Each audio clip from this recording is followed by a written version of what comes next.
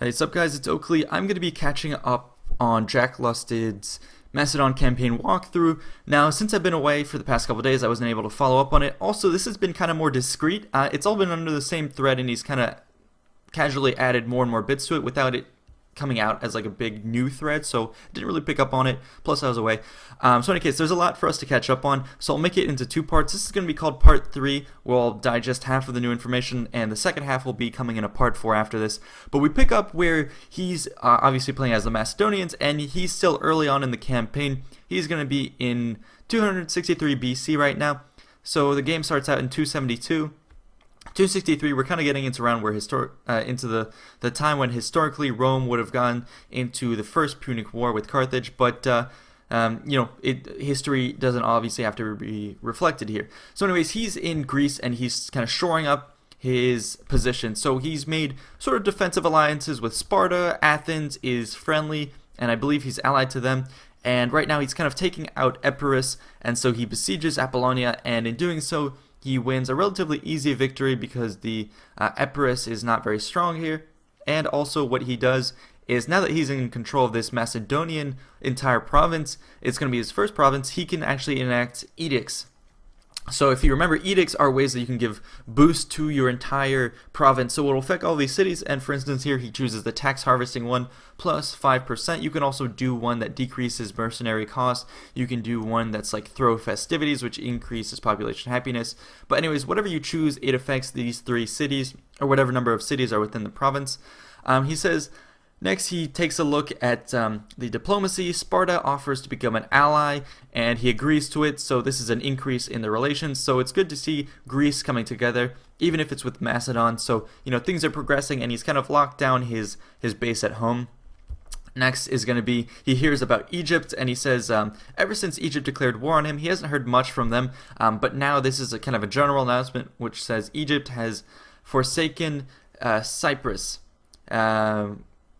Although, yeah, that's weird. So I guess you can kind of take on vassal states, or as it's called, satraps, and then you can also get rid of them. So that's going to be a cool dynamic, especially when other factions do it, and it'll be pretty intricate diplomatically.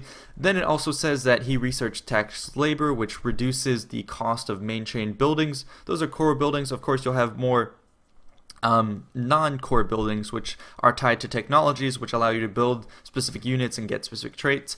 The next thing here talks about how he's looking around the campaign map, and he says there's a plague that strikes one of the Scythian factions, which is very cool. It says a plague has struck an army, and all of a sudden they're going to be suffering from disease, so you can imagine they're going to have increased attrition. But also what this means is it says contact should be avoided in this thing right here. So that I think is very, very cool. It means that you shouldn't even fight a battle with them. It's more likely that you should avoid them.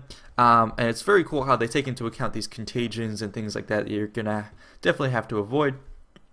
Now things don't move super quickly. It says in 260 more buildings are upgraded. His spy in Alexandria, called Alexandria, levels up. He improves their collaboration. 259, busy with diplomacy, confronting all different factions in terms of trading. He does researching for marine training, and which allows him to have 3rd tier docks.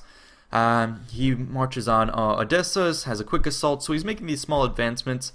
The next part he talks about is in 256, a mission has been issued, and it's basically kind of nudging you along to progress in different ways. So maybe you're being too military in your aims, well then this mission might occur, and this one basically says, you got to recruit a dignitary. So, an additional dignitary, and as a reward you get indisputable authority, which is, I think, man, for 6 turns, I'm not sure what it does. It probably helps with your faction's diplomacy overall, like your relations with everyone. And it also might help internal politics.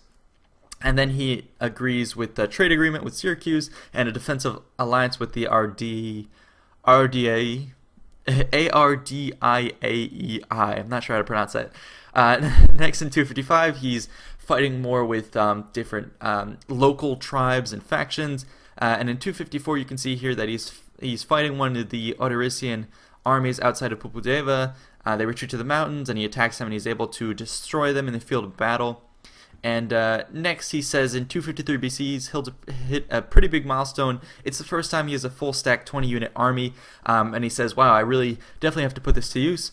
So 252, the Odrysian forces in the fleets have been destroyed. He's now at peace for the first time on the campaign, and he can kind of step back and take a look at things. So in the diplomacy in 251, he does a non-aggression pact with Rhodes. He does research for advanced construction techniques, and then also he talks to Syracuse, and he enters in a non-aggression pact with them, and he thinks that himself and Rome could hopefully be good allies. Next thing is going to be talking about all that glitters in Pupudeva. So his mines have been achieved, and he gets a lot of prosperity, and these are going to be something you definitely want to invest in. They're going to bring a lot of returns.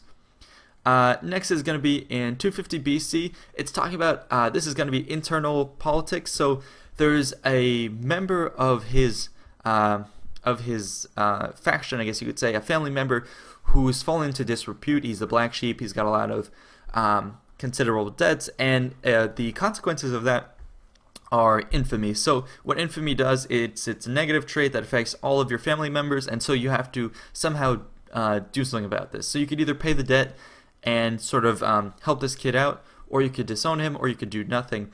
So what Jack decides to do is actually to disown him and get rid of him. Also, he mentions that tactical drill is research, which boosts the melee stats. Next, in 249, he's fighting more of these tribal forces. Again, they don't really stand up to the veteran Macedonian troops, and sweeping across these minor tribes is going to be pretty easy, he says. Rome then asks for him to join the war against the Etruscan League, and he agrees to do so, hoping to boost relations with Rome, although he's not really sure how much he can help. And like in terms of the Etruscan fleet, he doesn't really have any fleets himself. And next, a message pops up talking about the black sheep, saying the man's body has been found in the river. His creditors had taken his life as a final payment. So basically, the black sheep of the family got what was coming to him.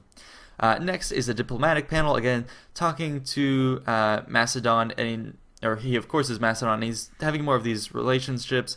And Rome offers a defensive alliance in return for a small fee, and this shows just how interesting things can be in the campaign map, how you can offer up different payment schemes and stuff like that for aid. And then he hears that the Arveni have actually become part of a Gallic confederation. So confederation occurs when a tribe can decide to become part of a confederation, and if you are the player making that confederation, what happens is I think anyone who joins your confederation, you basically take control of their settlements and armies. So it's a quick way, once you have good diplomacy between the factions, to amass a pretty huge force, and it's going to be only between the barbarian factions. So that allow you to make quick armies as long as you foster a strong diplomacy.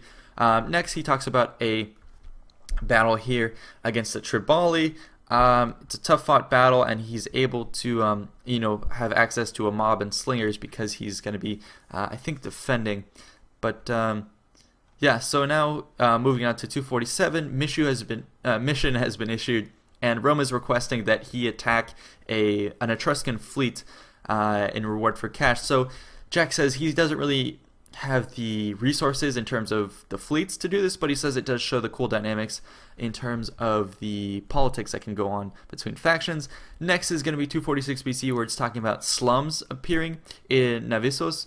So that's really cool how slums can appear and how you really have to manage your city and keep down squalor. You see in the next image here, the slums have -6 food, -6 public order per turn.